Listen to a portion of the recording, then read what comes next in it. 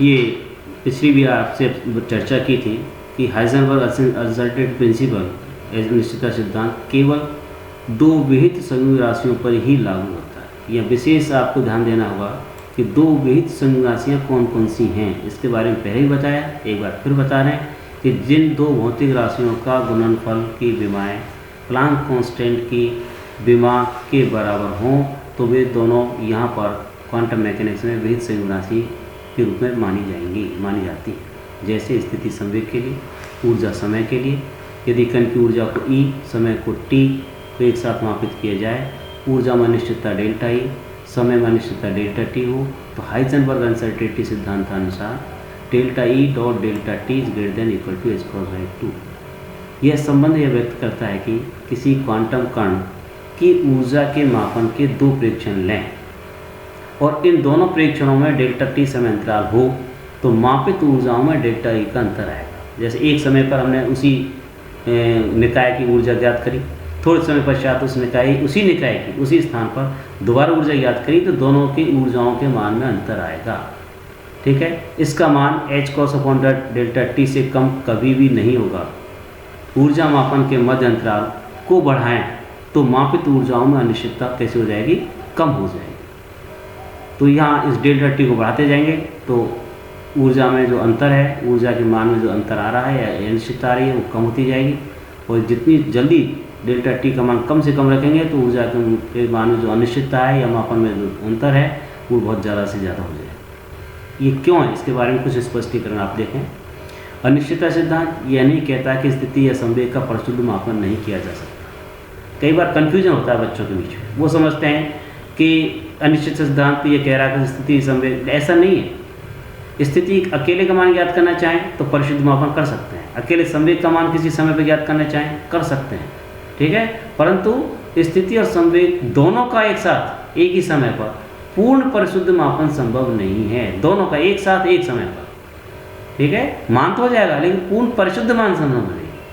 ठीक है, इसके अनुसार delta Px equal to h×2 delta x, जिससे स्पष्ट स्थिति का जितना यथार्थ मापन करेंगे डेल्टा x कम करेंगे, अनिश्चितता कम करेंगे, स्थिति में निश्चितता ज़्यादा लाएंगे तो संवेग में अनिश्चितता उतनी ही बढ़ जाएगी।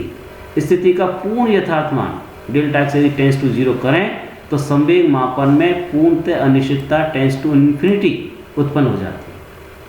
क्वांटम और सूक्ष्म जगत में कणों की गति के यथार्थ प्रारंभिक प्रतिबंध भी ज्ञात नहीं कर सकते। प्रारंभिक प्रतिबंध यहाँ ये भी स्पष्ट रूप से करना चाहते हैं, जिससे कणों और निकायों के भविष्य के व्यवहार का प्रशुद्ध मापन ही नहीं कर सकते। उसमें कुछ न कुछ अनिश्चितता बच रही। जब प्रारंभ की कंडीशंस को, प्रारंभिक स्थितियों को हम यथार्थ ज्ञात नहीं कर सकते तो अंतिम या भविष्य की स्थितियाँ के बारे में शुद्धता से या परिशुद्धता से बताना संभव ही नहीं है। अतः क्वांटम यांत्रिकी में संभावित परिणाम, प्रोबेबल रिजल्ट्स की कल्पना या बात करते हैं, न कि यथार्थ परिणाम की बात करते हैं। प्रोबेबल, अब यहाँ एक वर्ड बढ़ जाता है हमारे पास। अभी तक तो हम ये पढ़ते थे कि गुरुत्वाकर्षण नियम के अनुसार सूरज यहाँ है, चांद यहाँ है, पृथ्वी यहाँ है, इतने दिन बाद यहाँ होगी, इस स्थिति होगी, पूरे इवन देन अपन यहाँ देख सकते हैं कि पूरे साल भर की कैलकुलेशन हम पहले ही बता देते हैं कि साहब ये सर्दी आएगी, फिर गर्मी आएगी, फिर बरसात होगी, फिर देशांतर है, यक्षांतर है, सारा आपका एक्यूरेसी पर है, यथार्थपूर्वक। लेकिन यहाँ क्वांटम में ये माइक्रो वर्ल्ड जो हमारे पास है, सूक्ष्म जगत की तरफ यदि हम देखते हैं तो यदि हमारे पास प्रारंभिक कंडीशन का ही पता नहीं कि पार्टिकल प्रारंभिक कौन सी स्थिति पर, उसकी स्थिति का ही पता नहीं है, वो फैला हुआ है, पार्टिकल का कोई स्वरूप ही नहीं है वहाँ पर। ठीक है, तरंग फलन के रूप में फैला हुआ है, तरंग स्वरूप के रूप में फैला हुआ है, तो उस स्थिति में उसके भविष्य के बारे में यथार्थपूर्वक कुछ कह ही नहीं सकते। हाँ, कुछ संभावना जरूर व्यक्त कर सकते हैं, प्रोबेबिलिटी बता सकते हैं कि इस बिंदु पर होने की संभावना 90% है, 95% है, 80% है। इसलिए यहाँ पर क्वांटम मैकेनिक्स में बजाय यथार्थ आके हम एक नया शब्द प्रयोग करने जाते हैं, उसको कहते हैं प्रोबेबल।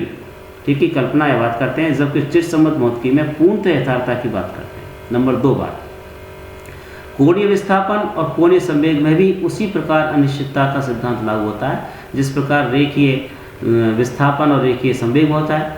ठीक है, क्योंकि ये स्थानांतरित गति होती है, ये कैसी हमारे पास एक तरह से कोणीय गति है, एंगुलर है, घूर्णन गति है। तो घूर्णन गति में उसका व्यवहार हमने देखा है बिल्कुल उसी प्रकार से प्राप्त होता है जैसे रेखीय गति में होता है। जैसे किसी प्रयोग में कोणीय संवेग के z घटक Lz और उसके संगत कोणीय घटक हमारे पास θz के समकालिक प्रेक्षणों में अनिश्चितताएं क्रम से डेल्टा एल जेड और डेल्टा थीटा जेड माने तो इस सिद्धांत के अनुसार delta l z dot delta theta z is greater than equal to h cross by 2। इसी प्रकार चूँकि ये वेक्टर राशियाँ हैं इसलिए हमें दिशा का जेड घटक है, इसी प्रकार से एक्स घटक वाई घटक के लिए भी लिख सकते हैं कि डेल्टा एल एक्स डॉट या गुणा delta theta x is greater than equal to h cross by 2, delta l y dot delta theta y greater than h cross by 2। यहाँ एल कोणीय संवेग को, ठीक है, उसके नीचे जो सफिक्स लगा हुआ है एक्स वाई जेड उसके घटक हैं, एक्स दिशा में, वाई दिशा में, जेड दिशा में, और कोणीय जो संवेग है, ठीक है, कोणीय जो वेग है उसके पास, कोणीय स्थिति उसको हमने थीटा से संकेत किया है, उसको theta x theta y theta z से लिख सकते हैं, ठीक है। यहाँ भी एक दो बातें आपको स्पष्ट करना चाहते हैं कि विहित संयुग्मी चर जैसे एक्स पी एक्स का समकालिक मापन पूर्णतः यथार्थ रूप से नहीं किया जाता, परंतु एक्स व पी वाई, अब देखिए वहाँ एक्स और पी एक्स तो विहित संयुग्मी राशि है, लेकिन एक्स और पी वाई विहित संयुग्मी राशि यहाँ पर नहीं है, एक्स पी जेड विहित संयुग्मी राशि नहीं है, इसलिए यहाँ एक साथ एक्स और पी वाई का या एक्स और पी जेड का मान हम यथार्थपूर्वक ज्ञात कर सकते हैं। इसी प्रकार वाई के साथ पी एक्स या पी जेड देख लें, जेड के साथ पी एक्स या पी वाई के देख लें, इनके प्रेक्षण पूर्णतः यथार्थपूर्वक ज्ञात किए जा सकते हैं, परंतु डेल्टा एक्स व डेल्टा पी वाई के गुणनफल पर कोई प्रतिबंध नहीं है, ठीक है। केवल एक ही दिशा के यदि हमारे पास स्थिति और संवेग हैं वो विहित संयुग्मी राशियाँ हैं, उन दोनों का एक साथ एक समय पर यथार्थपूर्वक ज्ञात करना संभव नहीं है, लेकिन जो हमारे पास संयुग्मी राशि नहीं है, एक दिशा की राशि है, दूसरी दिशा की राशि है, तो उनके यथार्थ मान एक ही समय पर ज्ञात किए जा सकते हैं, उनके गुणनफल पर कोई प्रतिबंध नहीं है। इसी प्रकार हाइजेनबर्ग सिद्धांत व्यापक है। हम इसको अभी तक मैंने आपको बार बार सूक्ष्म जगत के बारे में बताया कि सूक्ष्म जगत के कणों के में हाइजेनबर्ग सिद्धांत लागू होता है, लेकिन ऐसा नहीं है। ये उसी प्रकार से जैसे द्वैत सिद्धांत केवल प्रकाश तरंगों के लिए शुरू में हमने माना था, लेकिन बाद में देखा है कि वास्तव में द्वैत जो सिद्धांत है, ठीक है, तो वो केवल प्रकाशिक तरंगों के लिए, प्रकाशिक पार्टिकल्स के लिए नहीं है, वो सारे मैटर पार्टिकल्स के लिए भी उतने इसी तरह से लागू है। लेकिन अंतर क्या होता है कि उसकी जो दूसरी नेचर है वो परिलक्षित नहीं होती है, डोमिनेट नहीं होती है, उसका अस्तित्व नगण्य के बराबर होता है। वो इसी प्रकार से ये हाइजेनबर्ग अनसर्टेनिटी प्रिंसिपल मैं बराबर अभी आपको ऊपर सूक्ष्म जगत के बारे में बोला, लेकिन ऐसा नहीं है, ये भी व्यापक है, ये स्थूल और सूक्ष्म दोनों जगत के पर लागू है, परंतु स्थूल कणों का द्रव्यमान अधिक होने से संवेग की अनिश्चितता कैसी हो जाती है, नगण्य हो जाती है, और स्थूल कणों का आकार भी अपेक्षाकृत बड़ा होता है, अतः उनकी स्थिति में भी अनिश्चितता कैसी हो जाती है, नगण्य हो जाती है, जिससे दोनों विहित संयुग्मी राशियों में अनिश्चितताओं का जो गुणनफल है वो भी कैसा हो जाता है, हमारे पास नगण्य नहीं हो जाता है, ठीक है। और स्थूल कणों की तुलना में एच टेंड्स टू कैसा हो जाता है, यहाँ पर 0 है, जबकि सूक्ष्म जगत कणों की विमाएँ एच की कोटि की होती है। यहाँ स्थूल जगत के जो कण हैं, मोटे पार्टिकल्स हैं, आकार हैं, उनका जो आकार है, और चूँकि एच का मान आप सब जानते हैं 10⁻⁴ की रेंज का आप सब जानते हैं, तो उसकी तुलना में स्थूल कणों का आकार बहुत बड़ा है, तो उसकी दृष्टि से एच के टेंड्स टू 0 होने से उनको परिलक्षित नहीं होता, महसूस नहीं होता, ठीक है। अतः अनिश्चितता सिद्धांत प्रेक्षित नहीं होता। मापन प्रक्रिया में प्रेक्षक निकाय से अंतःक्रिया करता है। या एक और अच्छा इंपॉर्टेंट पॉइंट्स आपकी तरफ नॉलेज में लाना चाहते हैं कि निकाय के साथ प्रेक्षक की यह अंतःक्रिया निकाय की अवस्था में कोई दृष्टिगोचर या विजुअल परिवर्तन नहीं करती है।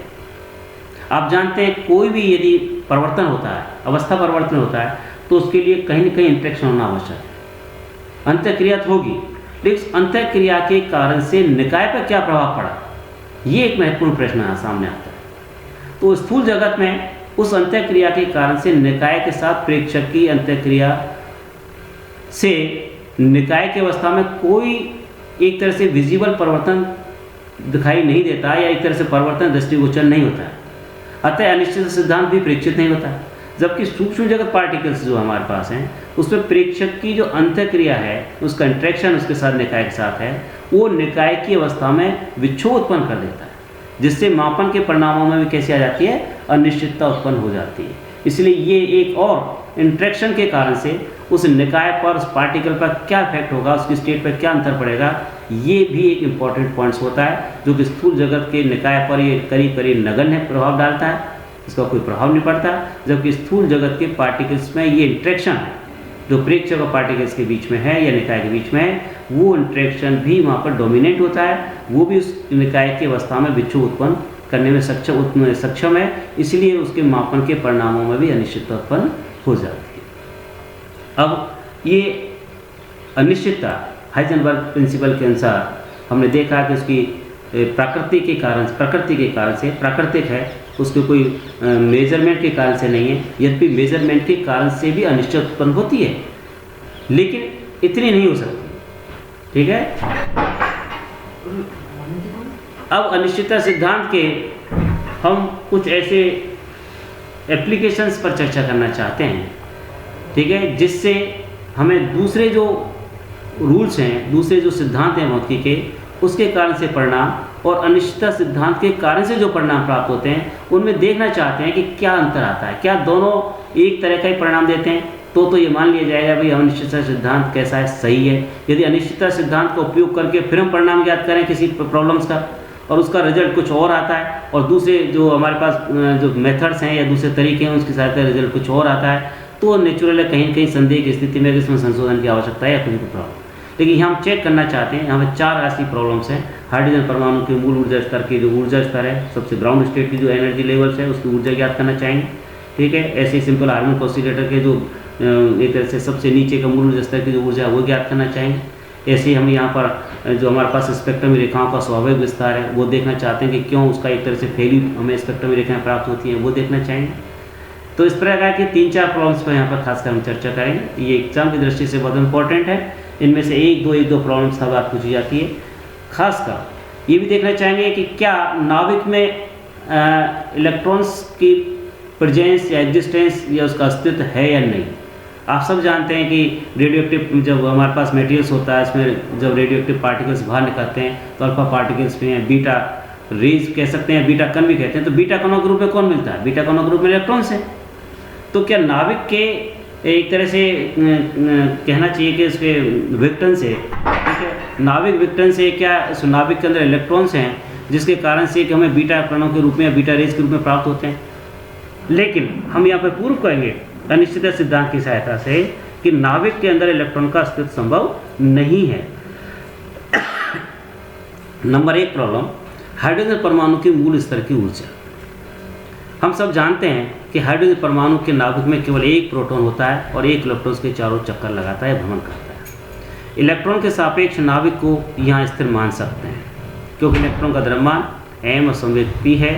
उसकी तुलना में जो नाभिक में प्रोटॉन है या प्रोटॉन का द्रव्यमान है उससे करीब 2000 गुना बड़ा होता है। तो सब जानते हैं, इसलिए ये मान लेते हैं कि नाभिक की तुलना में इलेक्ट्रॉन की तुलना में नाभिक कैसा यहाँ पर स्थिर है। और इलेक्ट्रॉन चारों केंद्र के कक्षक तक कहीं भी हो सकता है। अतः इलेक्ट्रॉन की स्थिति में अनिश्चितता, जो r त्रिज्या के यदि किसी कक्षा में इलेक्ट्रॉन चक्कर लगा रहा है तो इलेक्ट्रॉन की स्थिति में अनिश्चितता, क्योंकि उस कक्षा में इलेक्ट्रॉन कहीं भी हो सकता है।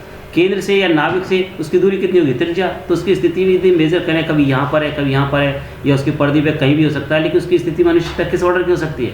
ज़्यादा से ज़्यादा कितने ऑर्डर की हमारे पास उस स्थिति में अनिश्चितता आ सकती है? Delta x nearly equal to radius, प्रथम कक्षा त्रिज्या के बराबर। अर्थात गणितीय रूप से लिख सकते हैं कि delta x is nearly equal to radius of the electrons, ठीक है, ऑफ द ऑर्बिट। दूसरी ओर से हाइजेनबर्ग अनिश्चितता सिद्धांत का delta x delta p x equal to कितना कोटि का होता है? h क्रॉस वाई, कम से कम h क्रॉस वाई 2 होता है, यदि इससे ज़्यादा कुछ भी हो सकता है। तो यदि हम यहाँ पर थोड़ा सा बराबर h क्रॉस यदि ट्रीट कर लेते हैं सुविधा की दृष्टि से, सरलता की दृष्टि से, तो डेल्टा पी एक्स का मान कितना होना चाहिए? h cross upon delta x चूँकि r के बराबर है इसलिए delta h cross upon r हो गया। परमाणु में इलेक्ट्रॉन का संवेग कम से कम इस अनिश्चितता की कोटि का तो नहीं। जब संवेग में अनिश्चितता इतनी है तो संवेग का मान कितना होना चाहिए? किसी चीज़ में यदि अनिश्चितता इतनी है तो उस चीज़ का मान कितना होना चाहिए? तो ये माने जब अनिश्चितता डेल्टा पी एक्स का मान इतना है तो उसका संवेग का मान तो कम से कम अनिश्चितता के बराबर हो। अतः यहाँ पर एक कंक्लूजन निकालते हैं दूसरी दृष्टि से कि इलेक्ट्रॉन का न्यूनतम संभव वेग कितना हो सकता है? पी, उसकी अनिश्चितता के बराबर डेल्टा पी के बराबर h cross upon r। Electron की कुल ऊर्जा गतिज ऊर्जा परिस्थिति ऊर्जा के बराबर होती है। गतिज ऊर्जा पी स्क्वायर अपॉन 2m सब जानते हैं। स्थित ऊर्जा Q1 Q2 अपन r के बराबर जानते हैं। K1 1/4 पाई एप्सिलॉन 0। Q1 Q2 की दृष्टि से हमारे पास देखते हैं तो इलेक्ट्रॉन चूँकि नाभिक में एक प्रोटॉन है एक इलेक्ट्रॉन बाहर है, तो दोनों के मान बराबर हैं, एक पॉजिटिव एक नेगेटिव है, इसलिए -e² अपन r आ गया, दोनों के बीच की दूरी इसमें। तो इस दृष्टि से E का जो मान हमारे पास कुल ऊर्जा का मान h cross square upon P का मान भी हमारे पास सब जानते हैं, तो h cross square 2mr² -e² something है। मूल ऊर्जा स्तर की ऊर्जा न्यूनतम होती है, मूल का अर्थ ये होता है सबसे कम ऊर्जा, न्यूनतम। और न्यूनतम और अधिकतम के लिए हम जानते हैं कि भाई स्थिति के साथ उसका जो प्रथम अवकलज का मान है वो कैसे होना चाहिए, 0 होना चाहिए। सेकंड डेरिवेटिव मान कैसे होता है, पॉजिटिव होता है। लेकिन अभी हम प्रथम डेरिवेटिव की मैथमेटिकल कंडीशन का पालन करना चाहें तो इसे मैथमेटिकली यदि कैलकुलेट करें कि delta E upon delta r must be equal to 0 से इसको कैलकुलेट करें तो हमारे पास जो आर की वैल्यू आती है वो 4 pi epsilon 0 h cross square upon m square आती है। मान इस पूरी राशि को, चूँकि कॉन्स्टेंट है सारी, इसके अंदर कोई ऐसा वेरिएबल बचा ही नहीं है, तो इसको मान R0 कह देते हैं। और इसको यदि कैलकुलेट करते हैं सारे कॉन्स्टेंट्स की वैल्यू रख करके तो 0.53 एंगस्ट्रॉम के आसपास की वैल्यू आती है। अतः ई मिनिमम जो हमारे पास आया, ठीक है, जो R का मान R0 लगभग इसके बराबर आता है, तो ई मिनिमम की वैल्यू हमारे पास जो आ जाएगी वो h cross square upon something minus mathematics में इसकी वैल्यू पुट करेंगे, जहाँ R0 का मान इतना है, थोड़ा सा सॉल्व करेंगे तो हमारे पास जो इसकी वैल्यू ई मिनिमम की वैल्यू आ जाती है -1/2 me4 upon 4 pi epsilon 0 2h cross square, जहाँ h क्रॉस का मान अपन सब जानते हैं 1.054 10⁻34 जूल सेकंड्स होता है। 1.4 पाई एप्सिलॉन 0 का मान 9 × 10⁻9 न्यूटन मीटर इसका पर कूलम स्क्वायर होता है। m का मान इलेक्ट्रॉन्स के लिए 9.1 10⁻31 kg है। इलेक्ट्रॉन का चार्ज कितना है, ये सब मान रखने के पास इसकी जो वैल्यू आती है वो माइनस में 2.174 × 10⁻18 जूल आती है। यदि इसको इलेक्ट्रॉन वोल्ट में चेंज करें तो ये इसकी वैल्यू -13.6 इलेक्ट्रॉन वोल्ट आती है, जो हाइड्रोजन परमाणु के बोर मॉडल से जो प्रथम कक्षा की ऊर्जा के बराबर है। वह जो बोर मॉडल से हाइड्रोजन परमाणु की प्रथम कक्षा मूल ऊर्जा स्तर की जो ऊर्जा का मान कैलकुलेट किया था वो मान, और हाइजेनबर्ग अनिश्चितता प्रिंसिपल को मानते हुए हमने जो इसकी वैल्यू कैलकुलेट की है, दोनों के मानों में करीब 99% तालमेल प्राप्त होता है। दोनों को मान किया गया आकलन लगभग सही परिणाम देता है। यहाँ नेगेटिव मान परमाणु के स्थायित्व को दर्शाता है, दूसरे शब्दों में कह सकते हैं कि अनिश्चितता सिद्धांत की वैधता को सिद्ध करता है। Thank you.